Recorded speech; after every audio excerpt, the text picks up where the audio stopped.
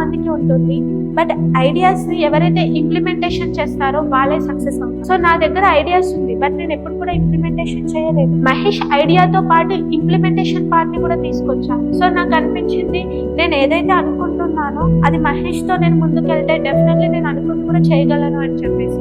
And Mahesh, నేను and Ashwini ఇలా మైలా point లో వచ్చినప్పుడు మాకు అసలు ఇన్కమ్ గురించి మేము ఆలోచించలేదు, ఏమీ ఆలోచించలేదు.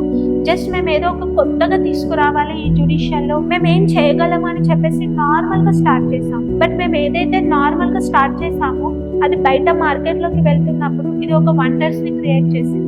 ఫస్ట్ మమ్మల్ని అందరూ వీళ్ళు చిన్న పిల్లల్లాగా ఉన్నారు, వీళ్ళు ఏం చేస్తారని మాట్లాడారు. సో దీనికోసం మేము చాలా కష్టపడ్డాము. బట్ అవన్నీ వెనక్కి తిరిగి చూసుకుంటే చాలా హ్యాపీనెస్ ఇస్తుంది. అండ్ బేరాక్ లో ఒక పారాగ్రాఫ్ లో ఉన్న దాన్ని ఒక పీపీటీ ప్రెజెంటేషన్ లోకి తీసుకురావాలని చెప్పి మహేష్ తో డిస్కస్ చేస్తున్నప్పుడు I was very happy. And Mahesh also some inputs ఇచ్చారు, సో మనం ఇలా చేద్దామని. సో ఒక బేరాక్ అనేది చదివితే ఎవరికి అర్థం కాదు, కానీ దాన్ని ఒక పిక్చర్స్ తో తీసుకొస్తే చిన్న పిల్లలు కూడా అర్థం చేసుకుంటారు దాన్ని. సో ఆ విధంగా మనము యాక్ట్ ని మొత్తాన్ని అన్ని యాక్ట్స్ ని తీసుకొస్తే నార్మల్ ఒక సిటిజన్ కి కూడా అర్థం కావాలి. లా అంటే అడ్వకేట్స్ చదువుతారు, వాళ్ళకే నాలెడ్జ్ ఉంటుందని కాదు. ఒక నార్మల్ సిటిజన్ కూడా లా నేర్చుకోగలిగినప్పుడు వాళ్ళు స్ట్రాంగ్ గా ఉంటారు. ఈ లా ప్రొఫెషన్ కావచ్చు, లైక్ ఒక అడ్వకసీ ప్రొఫెషన్ అనేది ఒక ప్రొఫెషన్ గానే చూడకూడదు.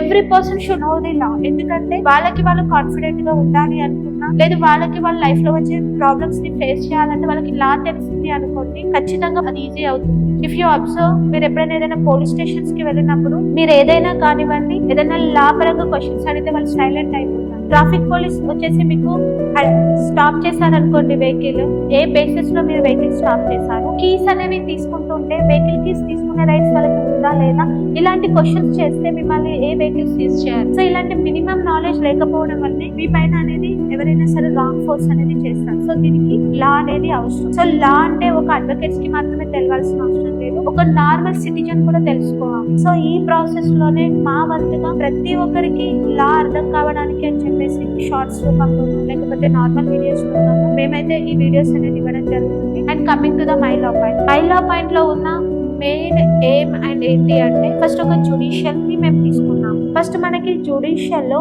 అడ్వకేట్స్ దగ్గరికి వెళ్ళడానికి ముందు జడ్జెస్. సో జడ్జెస్ లో కూడా మనం అబ్జర్వ్ చేస్తే, నేను ఎవరిని ఇక్కడ తక్కువ చేసి మాట్లాడట్లేదు, బట్ ప్రాపర్ జ్యుడిషియల్ ని అర్థం చేసుకునే జడ్జెస్ కూడా ఇక్కడ ఉండాలి. సో మైలా పాయింట్ ద్వారా మన స్టూడెంట్స్ ఇక్కడ నుంచి వెళ్తున్నప్పుడు ఇన్ అండ్ అవుట్ ఎవ్రీథింగ్ వాళ్ళకి మేము నేర్పించగలిగితే, ఎప్పుడైతే వాళ్ళు బెంచ్ అనేది ఎక్కుతారో డెఫినెట్లీ మా వర్డ్స్ అనేవి వాళ్ళకి డెఫినెట్ గా గుర్తుంటుంది.